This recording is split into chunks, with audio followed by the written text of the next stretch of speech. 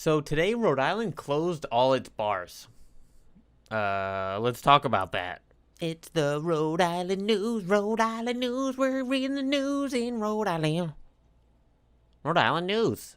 Hello everyone, I'm Ryan Holmes, and if you enjoyed the video, give it a like, comment down below so I got something to read later, and subscribe if you already haven't. So on Monday, Rhode Island reported that they only had 3 COVID-related deaths and 184 new cases. Not great, but not horrible. Well, with COVID-19 numbers on the rise here in Rhode Island, the Department of Health is reminding you, in order to beat this pandemic, there needs to be full cooperation. Yeah, and you know when they say full cooperation, they mean all those dumbasses that won't wear a mask. Eyewitness News reporter Brittany Schaefer sat down with medical director Dr. Jim McDonald Monday and has more on where the state is heading.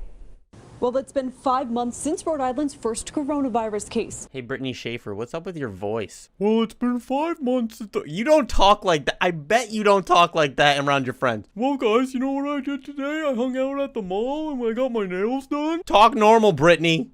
Dr. Jim McDonald says the state has learned a lot during that time and should be in a better place 5 months from now. 5 months? 5 months from now?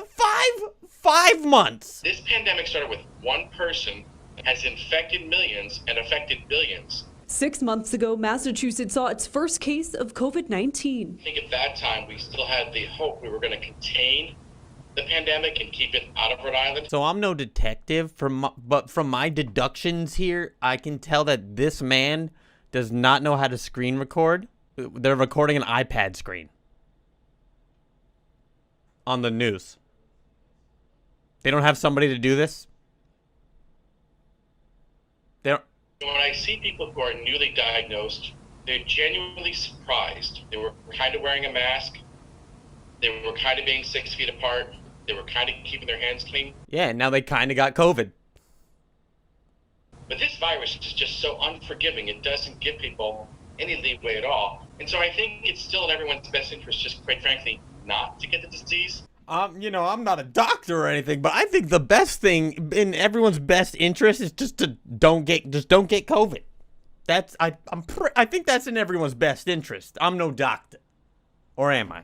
I forget. When asked about the possibilities of where the Ocean State will be in the next 6 months, McDonald says he's cautiously optimistic. I mean, you know, yeah, I don't know. So one day later, Connecticut comes out and announces that they have added Rhode Island to a list of locations that require a 14-day quarantine.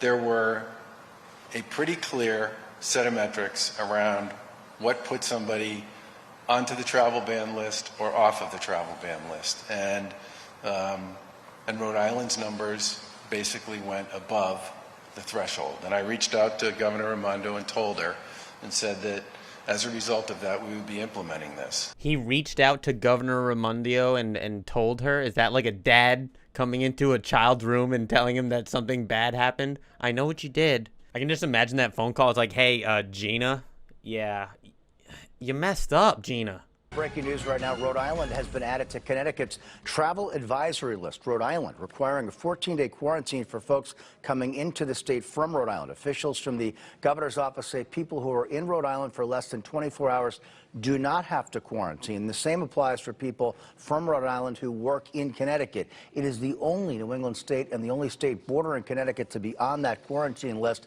The only state in New England? Come on. We got to do better than that. The only state out of 37. The only New England.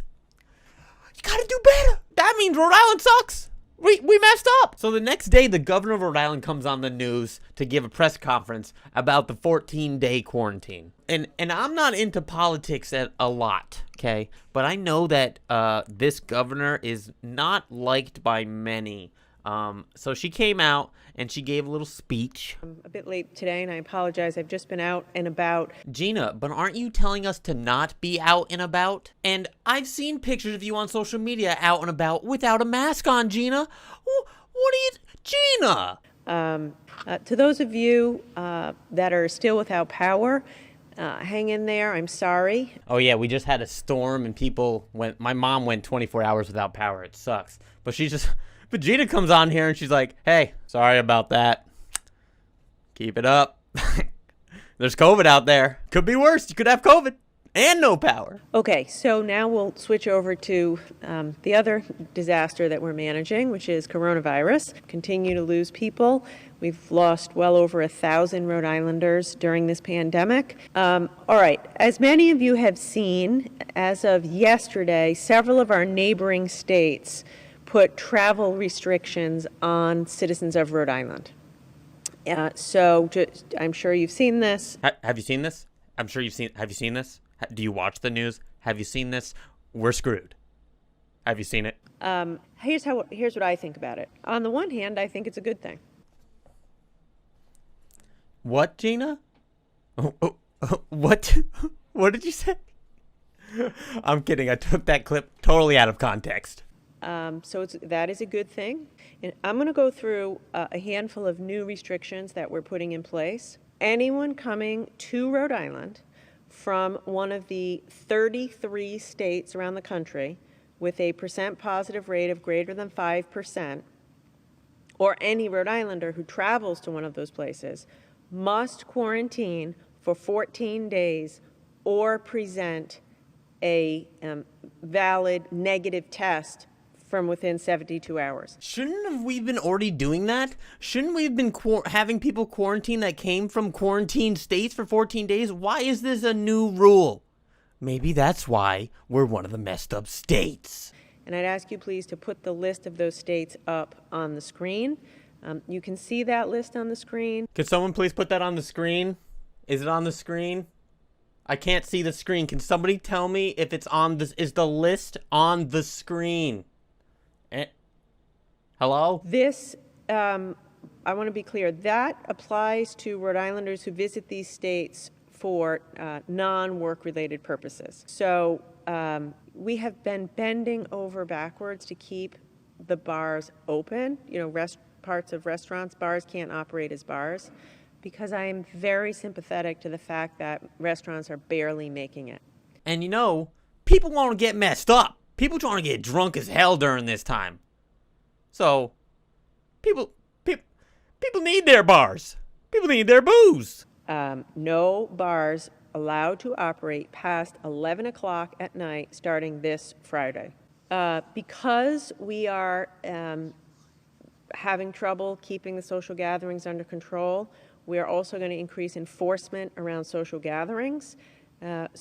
We are setting up a new Crush COVID unit within the Rhode Island State Police to crack down on social gatherings. And then miraculously, 2 days later, on August 7th, today, Rhode Island reports 100 new COVID cases, but 0 deaths. 2 days in a row, 0 deaths. So it seems like we're easing off a little bit, but no. Starting tonight, bars in Rhode Island must stop serving drinks earlier than usual. This is a result of the latest executive order from Governor Raimondo. Brandon Truitt joining us live in Providence with the reason for this decision. Well, guys, we knew this was coming, but now it's official. Bars must stop serving drinks by 11 p.m. The governor saying she did this because of the overcrowding she's seen in recent weeks. See, now I'm confused, because bars are usually open later than restaurants. So now I don't get it. If you're at a bar, you have to sit at a table instead of the bar, but you can still be there till 1 a.m. Bartenders are pissed because they spent thousands of dollars, according to the regulations that we had originally put out, to put up plastic sheeting between the bartender and the customer, and now that was all for no reason. Business owners tell us they've already made big investments to meet previous standards, and they feel that the goalpost keeps moving.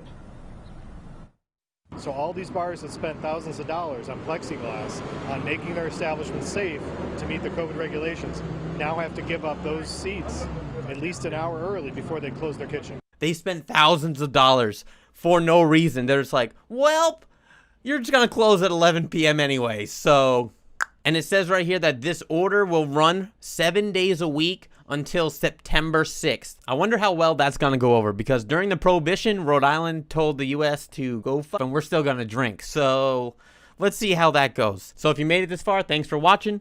Have a good night. Stay safe out there. Don't be an idiot. Wear a mask. It's Ryan Holmes TV with another video for you.